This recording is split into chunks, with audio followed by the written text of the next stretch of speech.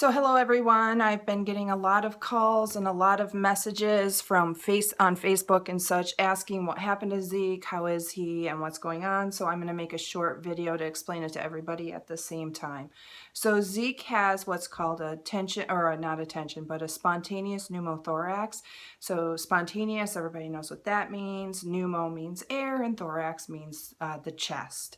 So it's air in the chest that happens spontaneously, and everybody thinks, well, that's good because isn't there supposed to be air in our chest? Don't we breathe and put air in our chest?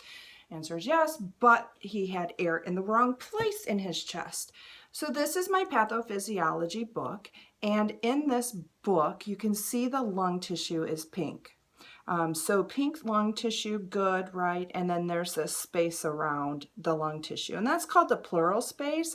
And on this side, it has pleural space, but it's just a tiny little, teeny tiny space that stays lubricated.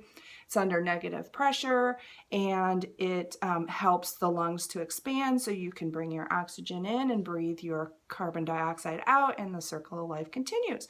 Well, in Zeke's case, this collapsed, and the reason why they say that his lung collapsed is there's little blebs, which are basically little blisters. They don't know why they form in that pleural space, and when they burst, the negative pressure is lost and the lung collapses. So why does that happen?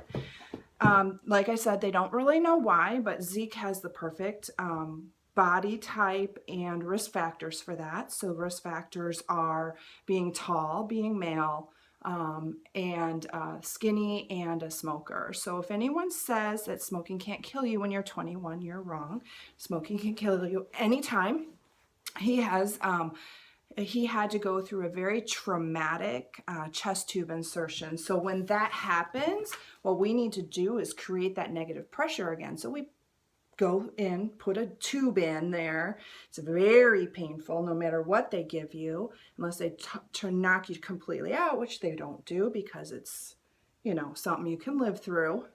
And then once that is there, we literally just create that negative pressure by vacuuming the area out until that lung expands, and he usually, you see the chest tube stay in for anywhere from 24 to 48 hours.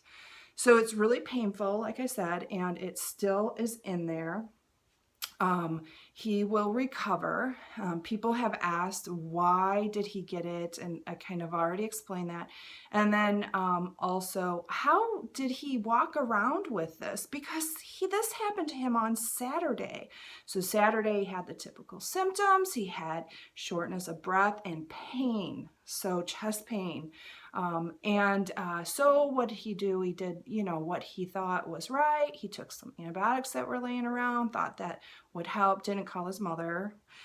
He did tell me he wasn't feeling good, but I kind of left him alone because he's doing his own thing and being a grown-up and stuff. So, but he still didn't feel good on Monday, and I got a text message. So I called him and I asked him about his symptoms, and his symptoms included what I talked about. And also he said he could hear some crinkling noise in his chest, and he and his girlfriend both could hear that. And I thought to myself right away, he's got a pneumothorax. So I told him to go to the emergency room, which is what he did, and he had a very painful procedure done where they did put that tube in his chest.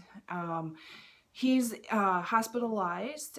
Probably he will definitely be there again tomorrow, and well, at least through tomorrow. He'll be fine. You can call him, text him. He's got his phone, and yeah, it was pretty scary, and I'm not real good at those situations, and I owe an apology to everybody that was part of his care yesterday, because I wanted to control the situation, and I wanted him to have different medications, and I was acting like I was, well, his mom. So anyways, I appreciate everybody's love and concern, and that is your anatomy and physiology for the day. Mwah!